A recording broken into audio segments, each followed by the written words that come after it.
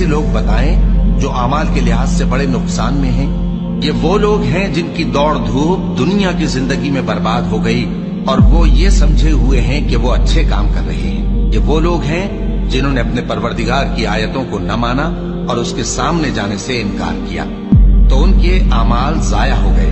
سو ہم قیامت کے دن ان کے لیے کچھ بھی وزن قائم نہیں کریں گے۔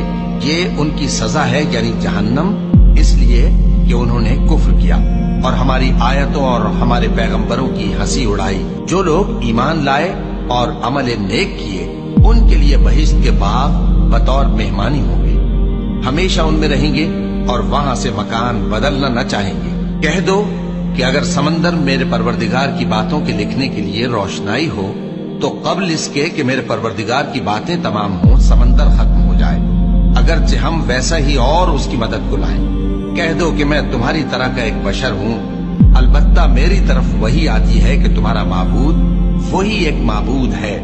تو جو شخص اپنے پروردگار سے ملنے کی امید رکھے چاہیے کہ عمل نیک کرے اور اپنے پروردگار کی عبادت میں کسی کو شریک نہ بنائے۔